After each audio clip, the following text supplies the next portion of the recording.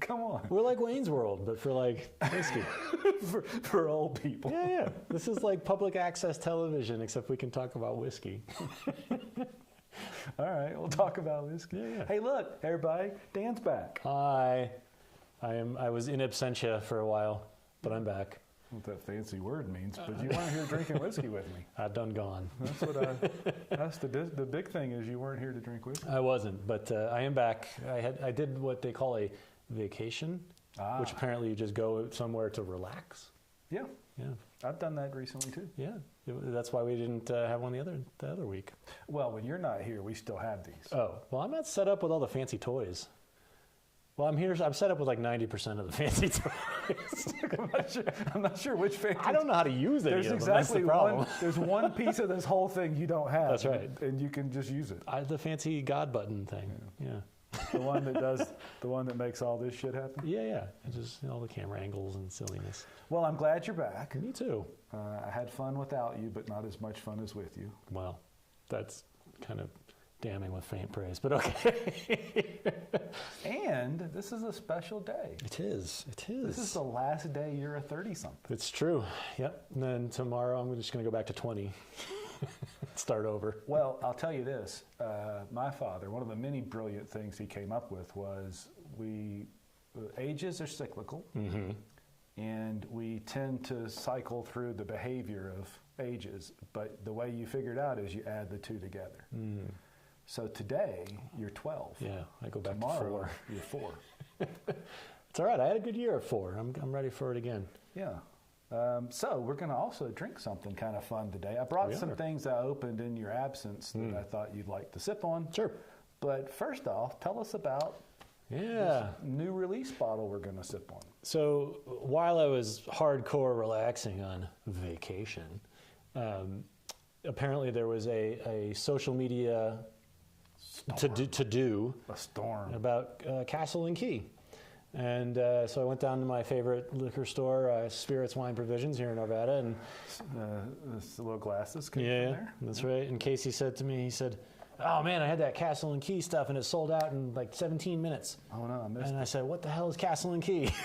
And he says, "What, you weren't paying attention?" And I said, "No, I was definitely not paying attention because I was on vacation." And so he said, "Well, I sold out." And I said, "Oh, that's too bad." He's like, "But I have one right here." So I said, "You're not sold out." And he said, "Well, I will be after I sell this to you." And so he sold it to me. So we've got this Castle and Key, which if you don't know about it, is these two guys bought the old facility, the old Taylor distilling facility, which was decrepit, falling apart. They spent years rebuilding it. And probably at least $1,000. At least $1,000. And this is their first bourbon. It's a small batch Kentucky straight bourbon. It is batch number 1, bottle 11,939.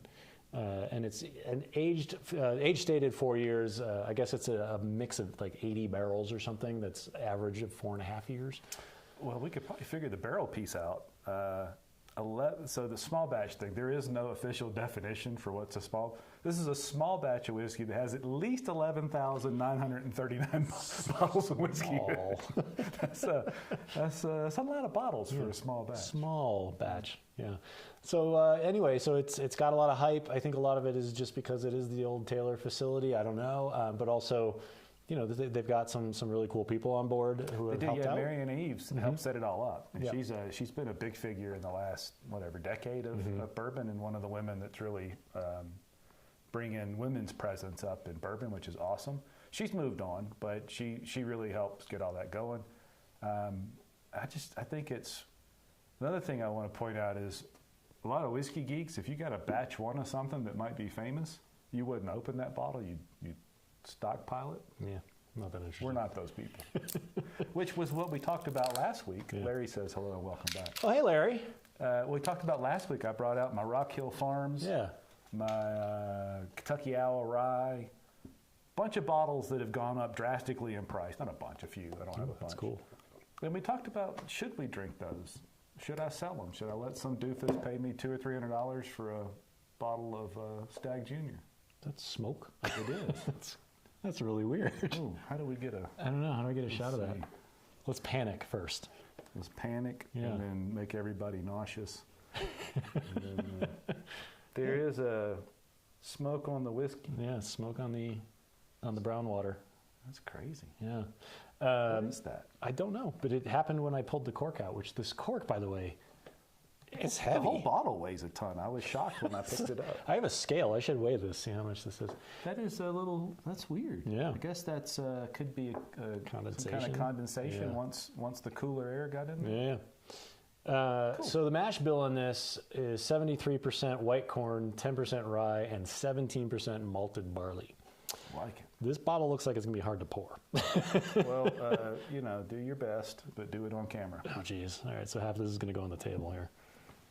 Yeah. Just do the Barney Gumble and put your head underneath the tap. Back up a little bit. Well, I also don't want to spill on your camera. It's a GoPro. That's true. It's waterproof. Yeah. Well, it's not. It's not in the. It's an old GoPro. It's not in the case. Oh. That's a very light color. It is. So average 4.5 years, they say, from the 80 barrels that they chose from. Oh, hey, Bender. Bender. Yes, vacation. All right. It smells lovely. Yeah. Ooh, that is a neat smell. It's, Citrusy? or is that like apricots? Yeah. That is neat. That's unique for sure. That is really light. Definitely very light. Yeah. Very light. Man, there's something like pleasantly spicy, candy-ish, like gingerbread. Yeah. Yeah. Yeah.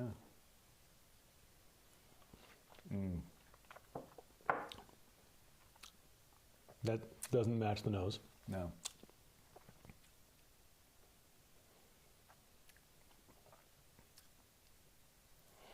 It's light. It's okay. What did we say the proof was on that? 98. It's like, I don't even know what to call it. It's got that charry thing on the front that I just am growing less and less fond of. Now I can't smell any of it. Once it's on my tongue, I can't smell anything. You might be having a stroke. I'm not sure. Yeah. It's not unpleasant. It's like, I like that second sip better.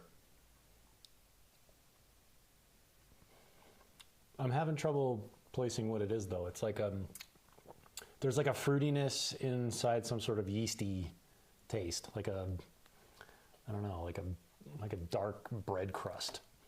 Does that make sense? Sweaty sock. I don't know. It's not unpleasant. No, it's not. Yeah, I don't know. Like maybe. Oh, I like that nose though. I think the nose is better than the taste. 100%. Although I can barely smell it. Really? Maybe it's because I don't have much. It's spring. Maybe it's because I don't have much. You could have a whole bottle full of it right there. Damn it! I left the pouring thing on over. You'd think we were drinking. This when is we did that shit. bad production. Fire the producer. The producer's been drinking on the job. Clever though. A little ting. Bing, ting.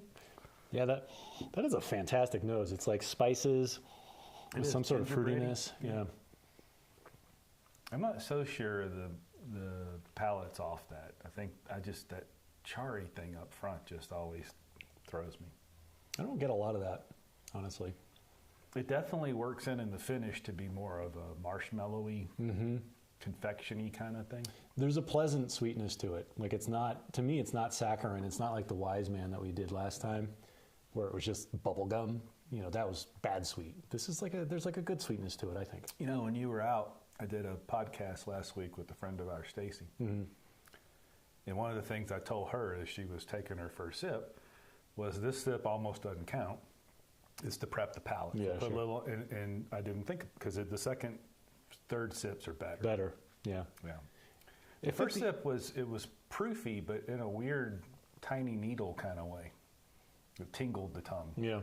To me, it was just there was nothing. The flavors didn't come out the first sip. Yeah. You know, and then the second sip, it blooms a little bit more. I think the extra malt is the reason for that fruitiness. It may be the reason that it almost the palate to me is almost like if we had a peach or an apricot tart. and that breadiness is the caramelized crust. It's kind of like that. That may be part of the malt too. Yeah. But I guess I hate to do this, but at this point I'm going, okay, I could drink this, but what did you pay for that? $50. And I think that's for a smaller distiller coming up. They're not that. They do a bunch of contract stuff. That's what they've been doing for all these years is contract distilling. All right, then I want this for $10. No, No, I think $50 is kind of the going rate. I don't think 50's out of the. No, I think $50 is kind of the going rate for a bottle like this, and I think this is fair. If you could go to your local store, Bender, it's probably the neck pour. Neck pour. The Shut neck is right there. Shut up, neck pour. Here, let's see. Yeah. What's that do to your neck pour? If you could, honestly though, if you could go to your local store and be like, can I just smell the Castle and Key? It is so worth it for that nose. It's very, very light on the palate. It is. It's, the more I sip it though, the more I like it. I don't know that I would go out of my way. I wouldn't stand in any lines for it. But for $50, I feel like this is a pretty good pour. I'm happy with it. Because, I've got a couple other bottles over there that cost me more, and not happy with those. I'm going to go with you. I'm going to say once it sits, it's almost getting a little Red Hots kind of thing going. The more I sip it, the more I get like a buttered popcorn, I'm going more the other way. The other way. It's getting sweeter the more I drink it. Really? I like it. Yeah. I like it. I think there's something to it. It's got a unique In and of flavor. itself, I like it around $35, but Yeah. I love that bottle. I do. And it takes a lot for that because I'm the guy that wishes we could do growlers for whiskey if you just go up and don't give a crap about the packaging. Yeah. That's a cool bottle, super heavy. I love the Castle and Key. I love the fact that they're in the old Taylor distillery. I'm weighing this cork because it's so heavy. I got to see how many grams it is. So for those of you listening who are not bike nerds like me, in the bike world, everything is measured in grams, and if you add grams, that's bad. But in this case, I feel like if you add grams, it's good. Larry knows what we're talking Holy about. cow! This is a 68 gram top. That's a inexpensive road tube on a bike. No, that's a kind of expensive road tube. So for comparison, pull that wooden natural cork out of the Heaven Hill and see what it is. 7 grams. 10 times heavier. That's insane. It's kind of cool. I like it. The overall experience of it is good. I mean, we don't go crazy about packaging, but this is a pretty cool bottle. Yeah. I'd be okay at 50 with that. I am okay with it. Super light. I think you got to like it neat because if you drop any water in that. So think about this, though. Think about this. Okay. Like we have our whiskey nights. Say we had a newbie at the whiskey night, somebody who's new to whiskey. Yeah. This would be a great pour for them. I think you'd have to drop a little water in it that first time to take that tingly off, but I think you're right. Yeah, this would be a great first pour because it's light, but it's got a lot going on, and so you could sort of talk about the things that whiskey can do. As I'm just sitting there letting it sit, it's getting that Earl Grey tea kind of finish thing on it. It's not unenjoyable at all. Anyway, different, definitely different. You got to give it that. That is not. I'm not sure I would have said that's a near 100 proof Kentucky bourbon. No, if I sipped that, and that's kind of cool. I'm pretty happy with this actually. The more I sip on it. In relation to what you've usually been getting from your whiskey club picks, you should be very happy. This is a huge winner. Yeah, it's a winner. That old Kentucky whatever wise man stuff is just awful. I went back to that with my wife, and she hated it more. I actually liked it a little bit more. That's just awful. Yeah. It's bubble gum. It's a big old wad of bubble gum. I don't know what it is. It's like carnival fare bubble Not good. Well, hey, I'm pretty pleased with this, though. So I think that's a good start. I'm pretty pleased. Speaking of not good, $50. I'm going to do a little public service announcement. A while back, I opened, it's been a long time, probably a year plus. There was a club pick for a club I was in, and they called it the Trust Me Group because they were kind of off the norm. And the guy, the pick says, you just got to trust me. So I did. They do good work.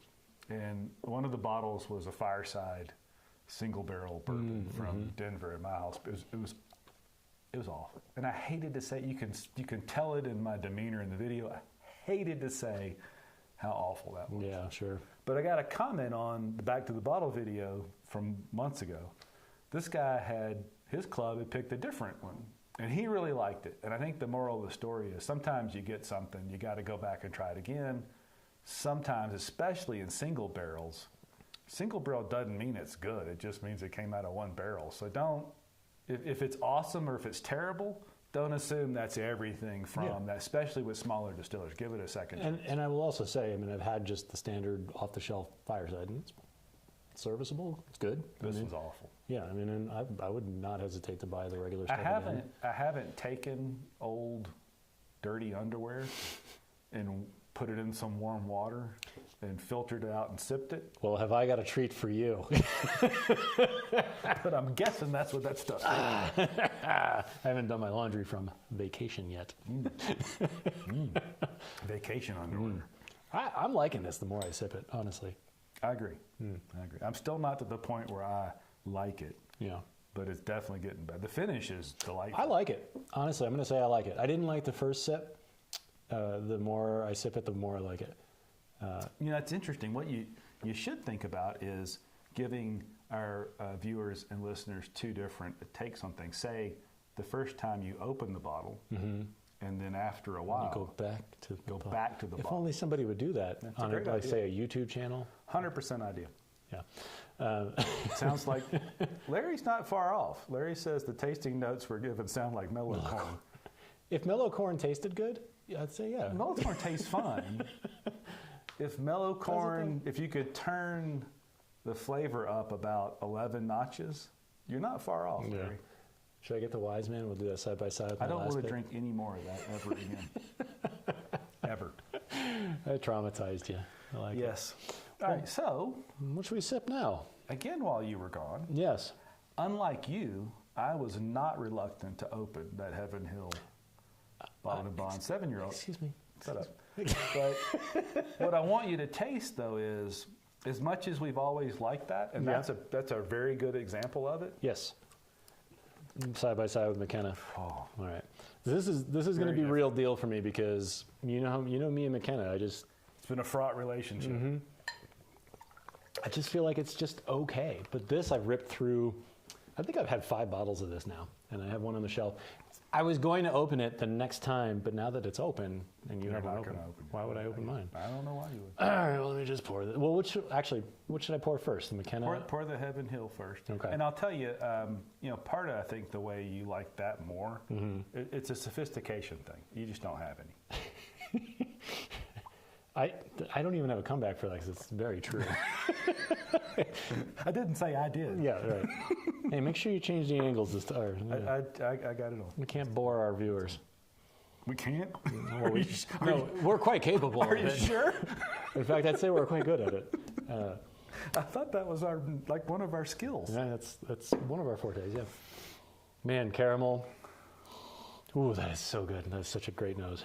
One day we're going to blind taste these. I know. We could do it today. We could mix them up and I'll look away and you can mix them up. And then wait for the delay and then let one of them tell us if we're which one we're drinking. Exactly. Yeah. We won't know for like 10 minutes. Holy crap, that is a great idea for blind tasting. Let's do it.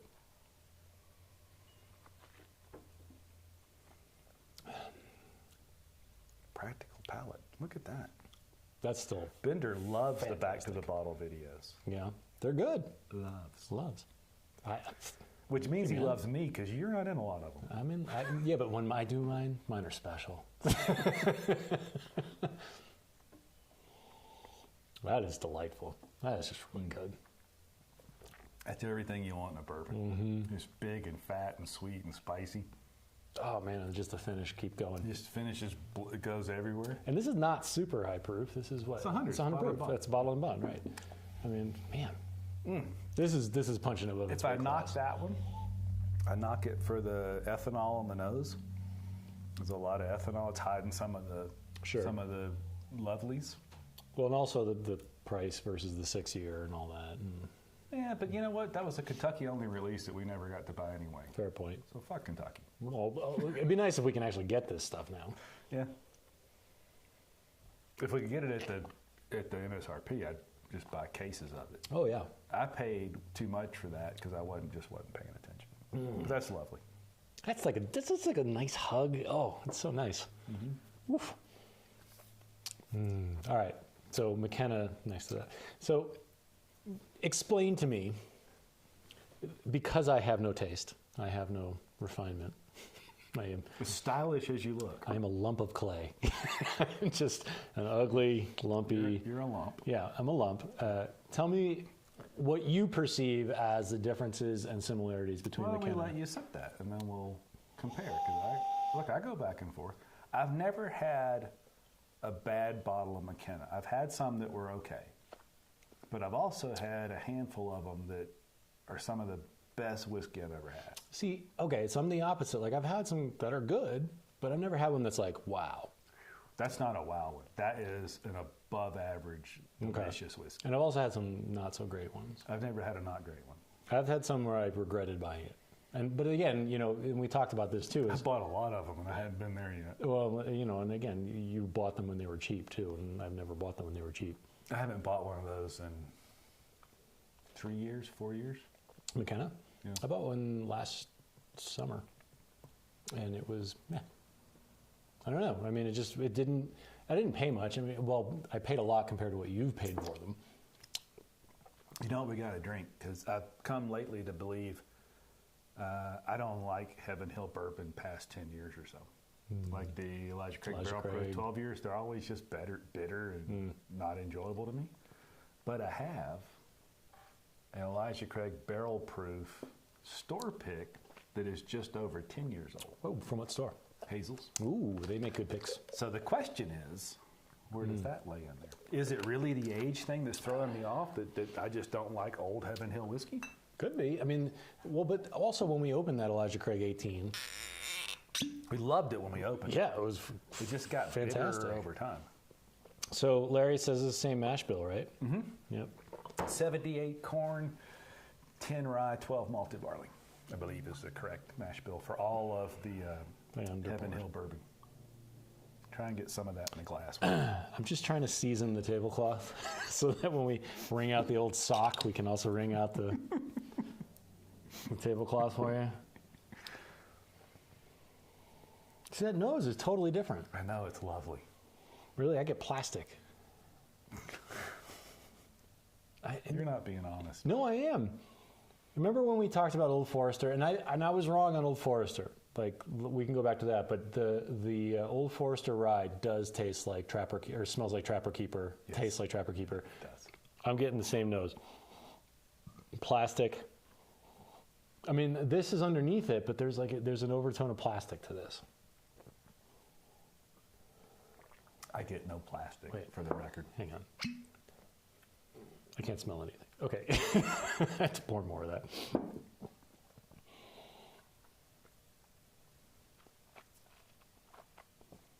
When you're ready, I'll tell you what I think. That's got more of a burn up front. And it's got more of like the finish is funkier. There's like that is just different. It's different. I know. Yeah. So here's my graphical interpretation. Heaven Hill, 7-year bottled bond. Hey Dan, I'm whiskey. Dan, I'm whiskey. Can I drink you? Drink me now. McKenna, 10-year-old, single barrel bottled bond. Hey Dan, I'm whiskey, man. You gonna drink some of me? I'm damn tasty. I feel like I need to talk to an adult. This is just raucous. This is so. No. It just develops. It blooms. You're right. It just comes on, and the finish is. It's up and it's everywhere. Well, it blooms, but it blooms like a fart. Like. And I don't like the way. I just can't put up with you. It's ridiculous. It's not bad. It's not bad. It's just not wowing me. Like there's that. That is not an order of magnitude more enjoyable than that. But it's just so much better.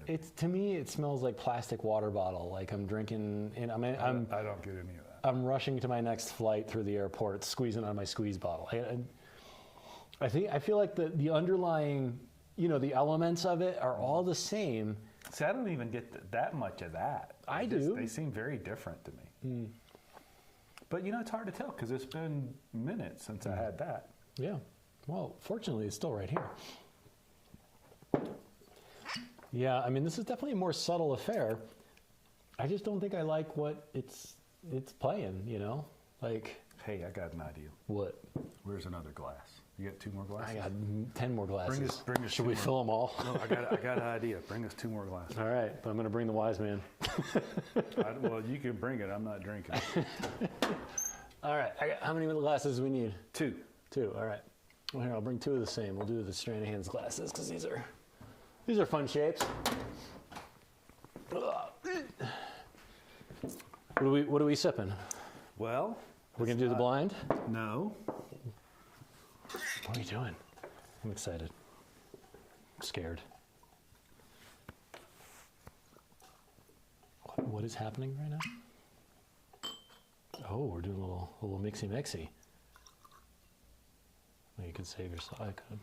Okay. Anyway. Then we got to get them because I was a little off on the. All right. This is some science. Can you guys see what he's doing? Okay. So let me finish that last bit there. We also need to explain what you just did because I think you did it behind the bottles here. So the idea, well, they can see there. So the idea is Dan clearly favors the younger, punchier, caramely flavor of the Heaven Hill 7-year. I certainly tend more towards the McKenna 10-year, the sophistication of it, the softer, growing palate. The blooming fart. The blooming fart. What if we blend those together? This is some master distillery science right here. What if we pull those together into what would that be, All right. 8.5-year-old? Take a sip first. Cleansed by palate? Hashtag science for all you youths out there, which we're not speaking to you. Get off of Bender here. said, for science. See? All right. Okay, so they turned that off. All right, so I still have some McKenna over here, straight up. Let's do this.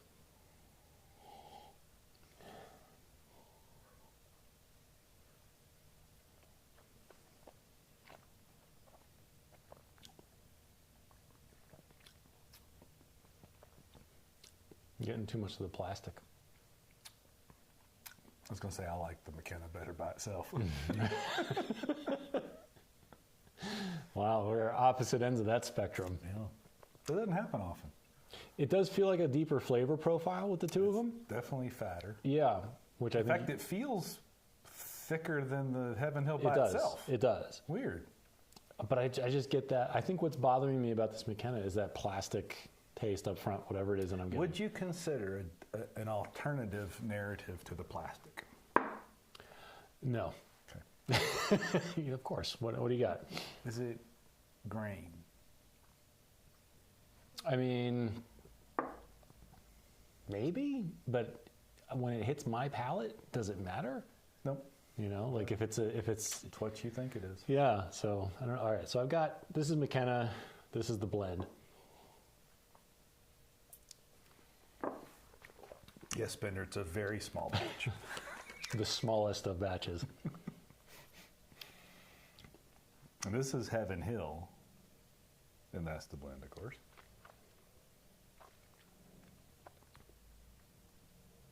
Well, ooh.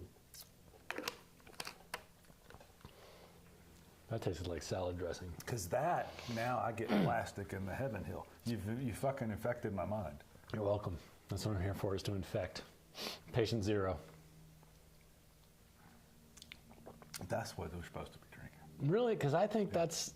Okay, we're opposite ends of the taste spectrum. The Practical Still micro batch is the third place.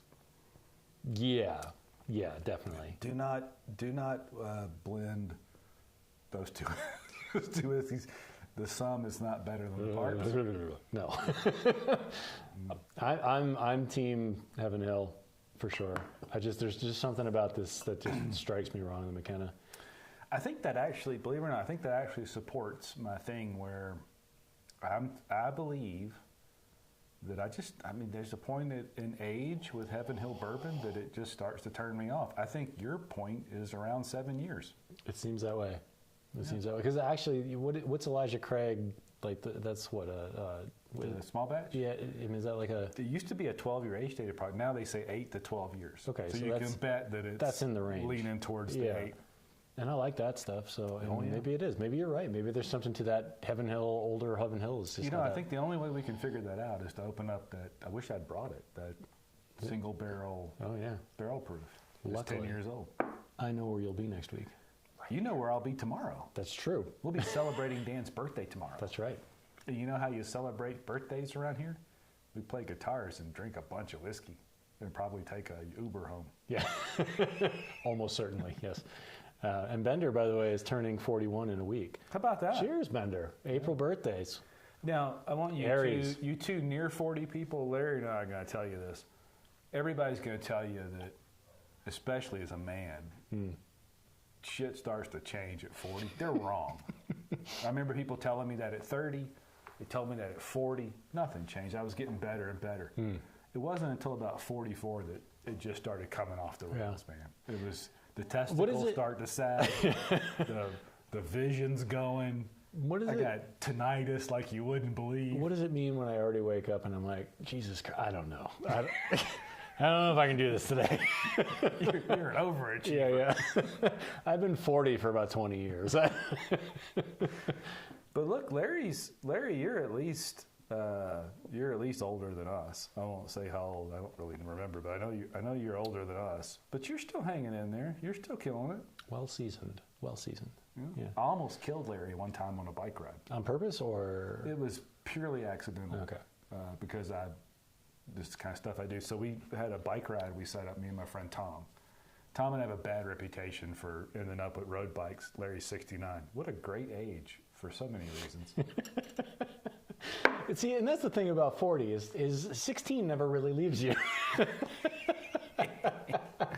Well, we put this bike ride on. A couple of friends came from Mobile. We were in Athens, Alabama at the time, North Alabama. Larry came over from the Muscle Shoals area, Florence. It was the hottest weekend, I believe, on record. Larry, if you remember, let me know. But it was like 108 degrees, 1,000,000,000% humidity. We were all just dying. It was so hot. But holy crap, that was a hot weekend. Well, I almost killed you the first time you were in Colorado. Was it in Georgetown. That's right. Yeah. That's right. We rode Georgetown, Guanella Pass. That's right. You and Will dropped me. And then you came racing. We've been riding for like an hour and a half up this. Yeah. We were around 10,000 feet above sea level. You come racing down.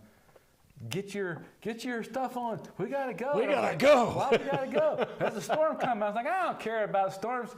No. You know how people die and they're like 4 feet from the road and you think, why didn't they just go to the road? This is that situation. Listen, if you ever see a man in tights telling you to go, you go.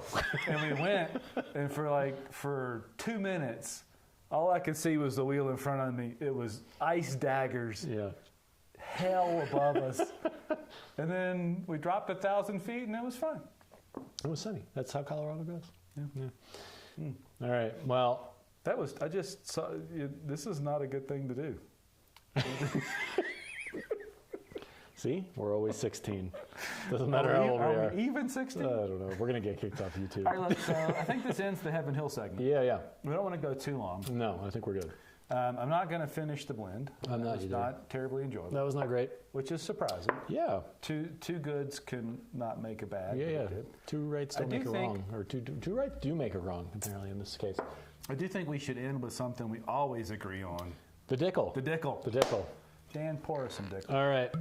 This is something we've been talking about because we've been drinking a bunch of the 15-year-old single barrels. Mm-hmm. They should cost $60, and generally around here they do 60 or 65. This is the Bottled and Bond, which once Nicole Austin took over, she really went deep into the aged barrels, and she's the one that came up. That first release was 13 years old. The next one, I think, was 11. I don't remember how much that one is, how many years that one is. But this is older. or let's see, let's go ahead and figure it out. 13 years. So a 13-year-old bottle with an MSRP of $40, which you cannot. I paid $50 for that one. Versus a varying proof. That's 100 proof. Varying proof of the 15-year-old single barrels, anywhere from 84, 86 to 104 or so. For $60, which would you choose? I wasn't sure, and so I opened that one.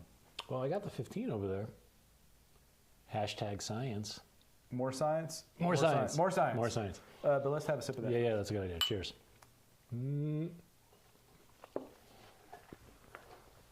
Pardon me. I will get... Oh, that's good.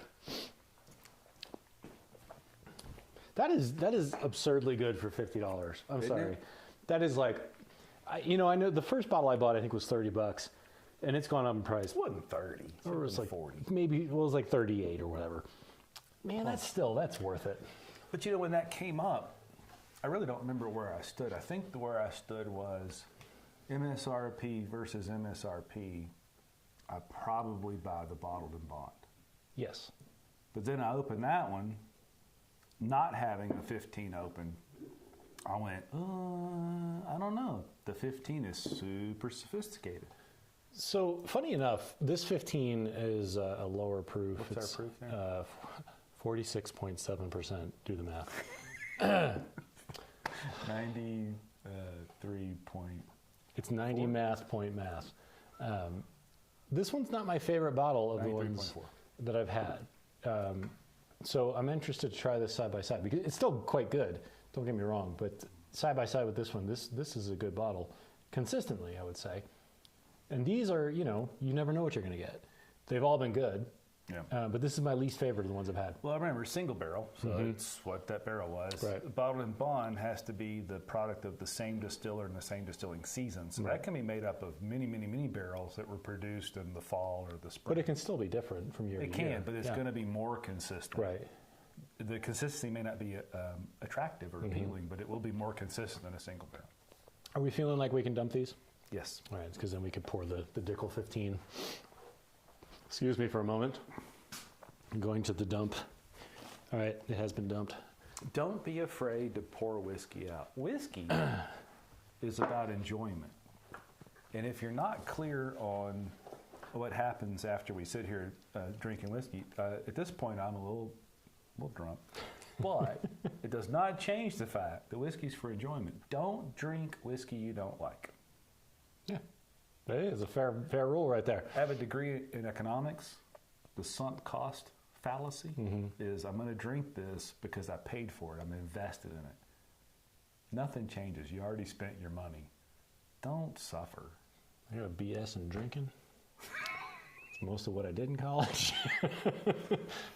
You drank and worded. I got a BS in Milwaukee's best. I like how you tried to adopt a little Southern there. A little Southern. I do. I get that when I get sassy. All right. Should we pour some of these in the other glass? Yes. All right. So consistently good, but this has not been my favorite of all the ones that I've had. And I haven't quite put my finger on why. You can make the low proof argument, I guess. But usually with these and the low proofers, I still feel like there's like a lot of that complexity, and I'm just not getting it in this one. Binder says Chattanooga whiskey, which I have had some. Oh, I have which too. Was quite delicious. Yeah.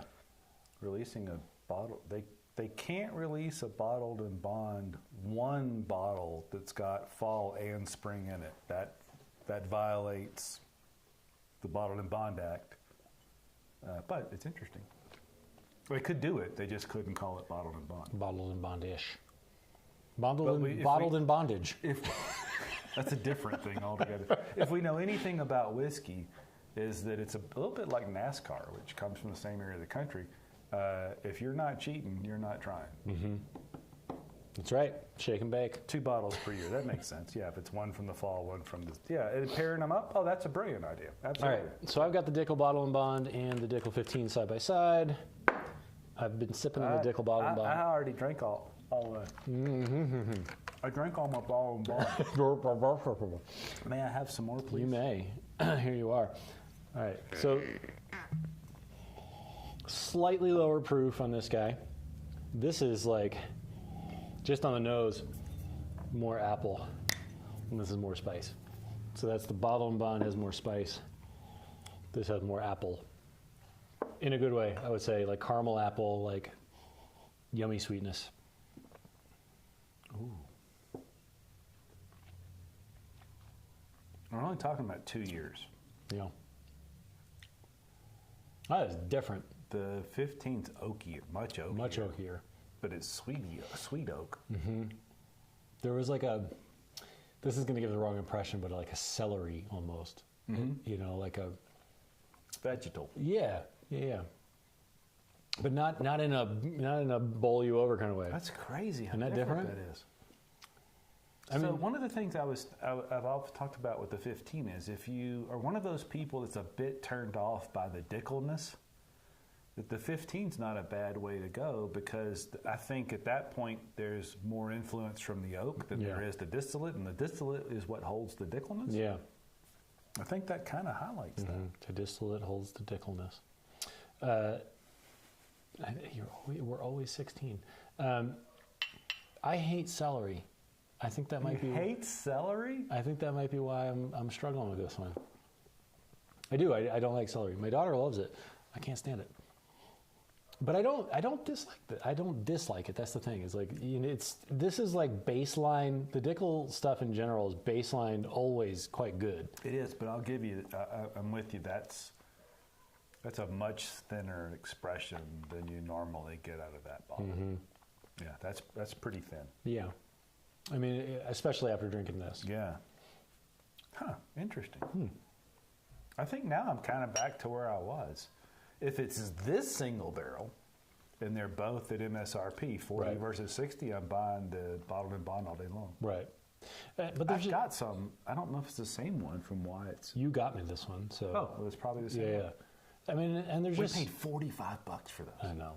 That's $45. You can't say no to that. No. I mean, and like I said, baseline, even like a disappointing one of these is really good. We do have to admit too that, I mean, look, we've been through a few. Yeah. So I'd probably want to return to that. Yeah. For my own purposes. Sure. Without the other. The coloring of all this. Yeah. But I was struggling with this one a little bit more than usual, which was interesting. But I will agree, it's a little thin. Especially that's not super low proof for that. There's some of those in the 80s. That one's over 90. I think this is the lowest proof I've had, though. I've had an 84 and 86. It was delicious. Yeah. Yeah, I mean, you know, there's so many variables in the single barrels, you know. You just never know. Yeah, there is. Well, anyway. Well, that was a fun experiment. Now I've got Dickel and Dickel. Which would make a great 80s TV sitcom. Yeah, Bender, have you tried them? Those the Chattanooga whiskey I had, I don't remember which one it was. I was at a friend's house and they had one. And I turned the camera on to record it, but then there was children and copyrighted music in the background, so I didn't use it for anything. I'll go back and look and see. This one tastes better after drinking this one. So I think let's see. Yeah, that's a clear indication for me. I wish one of you guys were here so I could just be like, okay, you guys talk, I'll be over here. Yeah, that Bottled and Bond is fat. Yeah, it is. Delicious. Yeah. I understand not everybody likes Dickel, that the Dickel profile is polarizing. But the Dickel funk. What kills me is some of the most ardent Dickel haters have paid $200 for a Sweeten's Cove bottle, which, guess what? It's Dickel. Ignorance. Yeah, I'm gonna make T-shirts that just says Dickel Funk. Yeah, you'd wear that. I would absolutely wear it. Would you guys wear that? Regardless of the patent and copyright infringements. It's fine. So Bender only had one that was the 15 that was 104 proof. Yeah, I've got a couple over 100. They are amazing. But don't let the proof scare you off. It's I don't remember, Bender, was it you that told me that you've heard that, because like generally when there's a single barrel and the proof varies a lot, they'll handwrite that and these are printed. Somebody, it may have been Bender, that told me that he heard what they do is they've got a handful of labels, and if they get one that's 86 proof and they've got an 84.7 proof, they just do that little proof down to that. Right. I don't know if that's the case, but it would explain how they get away with those printed labels. I'm starting to figure out that the way to drink this is to double fist with this, because then they just both taste phenomenal. You know, I think anytime you've got 2 glasses of whiskey in your hand, you're doing it the right way. Yeah. I do know I'm going to be here a while. Yeah, that's okay. I'm not going anywhere. Before I go home. Yeah. Well, that was fun. That's fun. Yeah, let's wrap it up. Yeah. So let's see. Recap. Yeah. You get a chance at that Castle and Key at 50. It's worth it. It's probably worth it at 60. Yeah. That is an interesting bottle. It's a little bit different. If you, yeah, I would say $50 for sure. yeah. So Bender's right. He heard that from Nicole Austin, that deal about the proof. So very good. So if you get a chance at the Castle and Key, don't pass that up. Yep. If you did not get a chance and you're in the Colorado area, let us know in the comments. We will arrange a sip for you, maybe even live on a Friday. If you are unsophisticated, pick up a bottle of Heaven Hill 7-year-old bottled in bond. Good luck. If you have taste, stick with the Henry McKenna 10-year-old bottled in bond. Nonsense. Do not, under any circumstance, mix those 2 whiskeys together. I don't know how that could come out worse, but it came out worse. That was some Disney magic right there. Yes, clearly. And if you're a George Dickel fan, it's still up in the air. Should you just buy I think the answer is you buy both. You just buy them. I mean, they're reliably good every time. Yes. If you like the Dickel profile, and we certainly do, buy them all. Yep. Now, around here, the bottled and bond has now just begun to show. It's just sitting on shelves, so it's easy to go get. It is $10 more than it should be, but you can get it anytime. Same with those 15 years. They're all over. Every store around here has got their own version. Yeah. I think the price may not hold. It's 60. Yeah, the last I saw was 64 at Total Beverage, so it's going up. I'm a buyer of that 15-year-old single barrel. Anything in the upper 80s to just over 100 at 75 or so, and then I'm out. That's getting a little much. Luckily, there is a small pile of them in the bunker. The bunker is at his house. The bunker holds 8 or 9 more tins. This is the Archie bunker. Yeah. The bunker also holds something we haven't talked about in a while, the old Jim Beam Distillers Cup. Oh, we should try that. That's really good. Yeah, there's 8 or 9 of those. I wish they still made those. Yeah. Well, let's pretend they do. We'll just drink the ones I have. How about that? Yeah. Oh, they do exist. Let's see. All right. That's it. We're good. We're good. We're going to probably just keep drinking. Yeah, that's pretty certain. Thank you, Larry and Bender, for hanging out with us again, as always. And we'll talk to you next week. Cheers. Bye.